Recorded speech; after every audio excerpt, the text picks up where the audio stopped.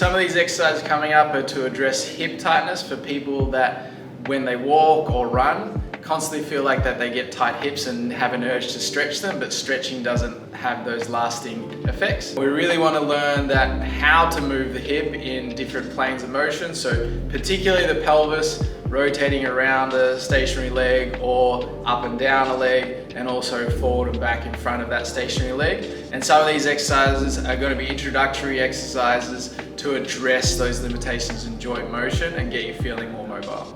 Hi, I'm Colin. I'm an osteopathic practitioner at G Integrated Health. I have a big background in golf and working with elite athletes, working with some of the world's best golfers for a number of years on tour, but also help out people that have any limitations in pain or movement and getting them to achieve their goals in terms of activity and building programs to get them to progressively achieve their goals and go beyond what they were capable of before. And whether it be neck, lower back, hip and ankle pain, I'm here to help you achieve those goals.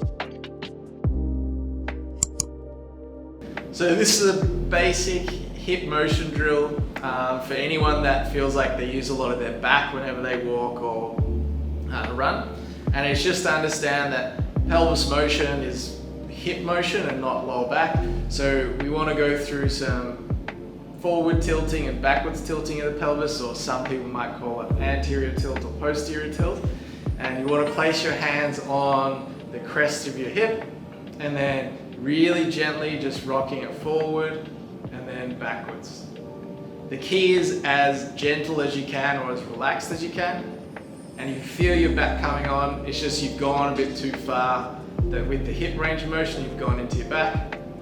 And we're really looking for the axis of the movement to be the hips. And you can start to incorporate a little bit of breath to encourage some motion.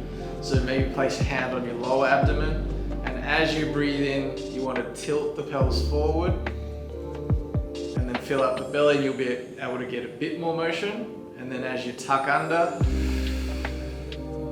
exhale, still nice and relaxed. Just don't try and get as big a breath as you can, because again, you'll extend your back. Just want to get nice, gentle rocks of the pelvis. And doing about 10 to 15 smooth reps is ideal. So this one's to improve some hip rotation. So we want our feet super glued against the wall and they never move, particularly the heel, the base of the big toe and the base of the pinky toe. And what we want to do is, with the top knee, keep it along this bottom thigh. So you might even squeeze your knee down into your thigh and feel like you pull with your groin back into your leg, trying to almost draw this thigh bone back into your thigh. And you should feel a little bit of pressure here, and then slide that knee forward. And you just want to repeat it nice and relaxed. So your feet should be nice and relaxed as well, and just allowing that motion. And we're just getting nice rotation. For some of you that you feel like there's a real block in your groin, you can grab something and pop it between your knees, and then learn to slide that and rotate the hips. Or alternatively, just move a little bit further up, so you're not in that 90-degree position, and work there. And then slowly again progress down to more of a 90-degree position and work on, again, nice, smooth 10 to 15 reps. So this one's to address hip hikes and you being able to change the level of the pelvis in more of a sideways motion. So we want to place our foot on a foam roller, and we really want to reach that foam roller towards the wall. So really reach with the foot, and you'll start to notice you kind of open up through the side, and the lower back comes away from the ground, and then we bring the knee back up. Now this lower back will kind of fall and then back again. Really important in pushing into the ground and moving our body away. So we want to keep our foot pretty flat too, and we don't want to kind of roll out. We want to stay flat on our side and then back.